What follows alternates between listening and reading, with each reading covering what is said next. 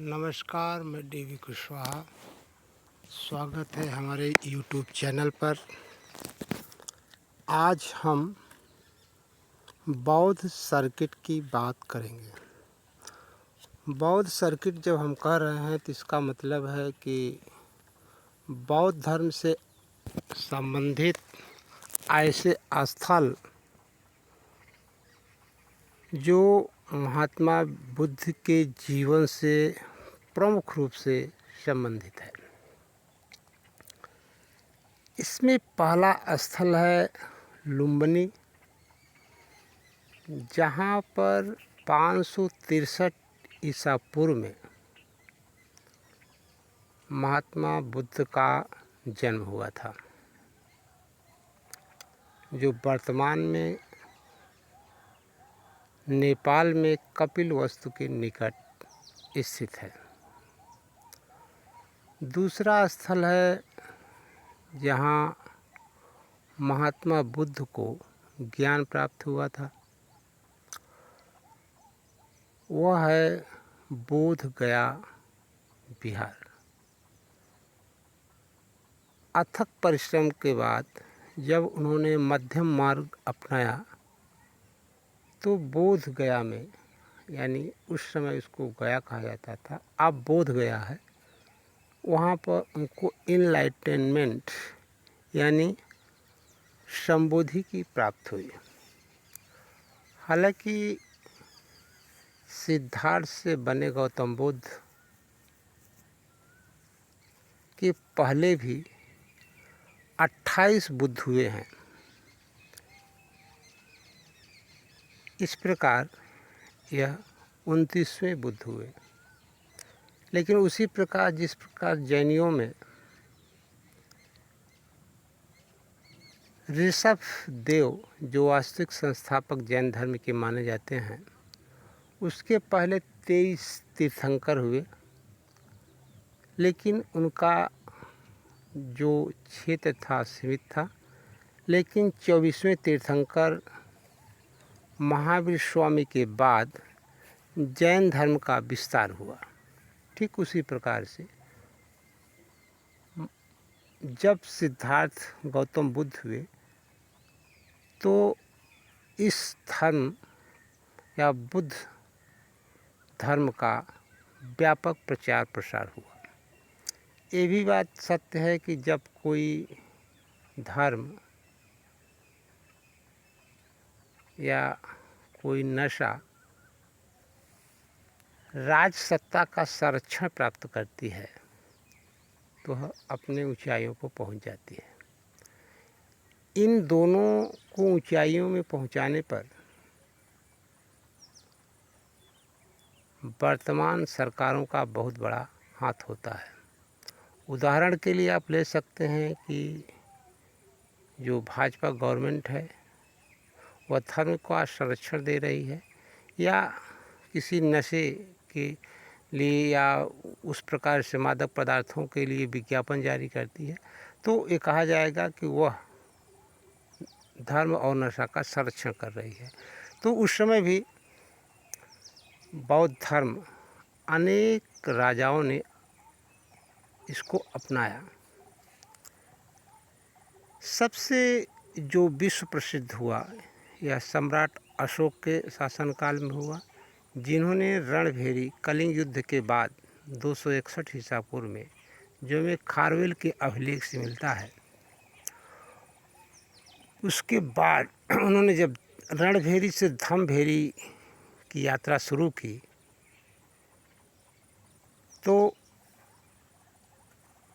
बौद्ध धर्म विश्व स्तर तक पहुंच गया।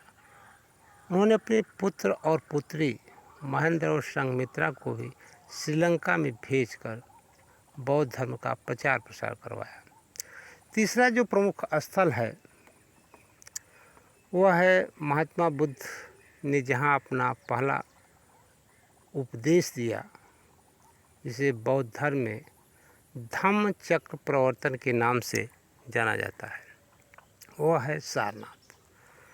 सारनाथ को पहले मृग दाव के नाम से जाना जाता था, क्योंकि यहाँ बहुत सारे हिरन, ये जंगली एरिया था, वहाँ बहुत सारे हिरण ठहरते थे एक समूह बनाकर, इसलिए उससे मृगदाव कहा जाता था।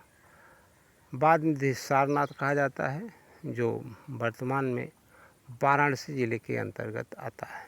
ये तीसरा सबसे प्रसिद्ध बौद्ध सर्किट के अंतर्गत आता है। महात्मा बुद्ध ने जिन 5 बामनों को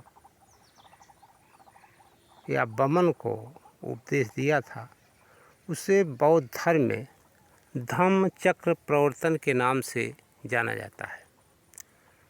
यहाँ हम इस बात को स्पष्ट कर दें कि ब्राह्मण और बामन में अंतर है। बामन उन वर्गों को कहा जाता है या कहा जाता था उस समय, जो शिक्षा से संबंधित कार्य को संपन्न करते थे। तो कभी कभी लोगों को कन्फ्यूज हो जाता है कि महात्मा बुद्ध ने सबसे पहले 5 ब्राह्मणों को उपदेश दिया था, या कन्फ्यूजन दूर कर लें कि 5 बमनों को उपदेश दिया था। बमन का मतलब होता है जो शिक्षा कार्य से जुड़ा हुआ हो। चौथा प्रमुख स्थल है कुशीनारा या कुशीनगर, जहाँ महात्मा बुद्ध को 483 ईसा पूर्व में महापरिनिर्वाण प्राप्त हुआ था। यह मल्ल की राजधानी थी, और ऐसा कहा जाता है कि चंद नामक एक लोहार के यहाँ भोजन करने से जो सूकर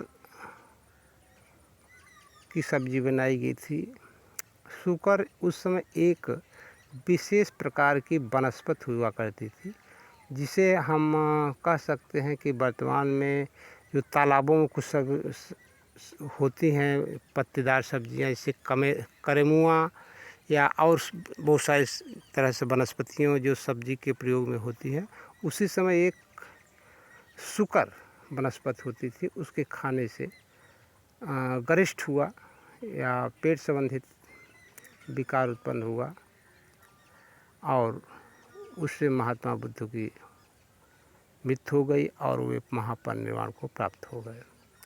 हालांकि बहुत सारे लोग शुकर शब्द का अभिप्राय सुअर के मांस से लेते हैं, लेकिन ऐसा उनका भ्रम है।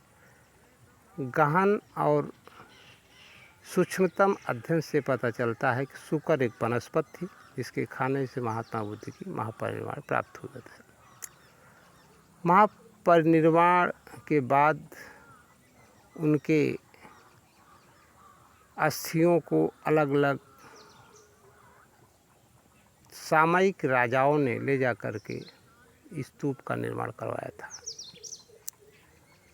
महात्मा बुद्ध का जो उपदेश था, सीधे सीधे इस बात का संदेश करता था कि मानव ही इस संसार में सबसे प्रमुख है। प्रकृति के अनुसार उसका चलना ही उसके सर्वांगीण विकास में सहायक होती है। किसी भी प्रकार का चमत्कार नहीं हो सकता, प्रकृति के अनुसार जो निर्धारित है वही होगा। अपने कर्मों से ही अपने जीवन के विकास का रथ, विकास का पथ तैयार करना चाहिए। Thank you. इस वीडियो में इतना ही, फिर मिलेंगे, तब तक के लिए thank you watching for this video.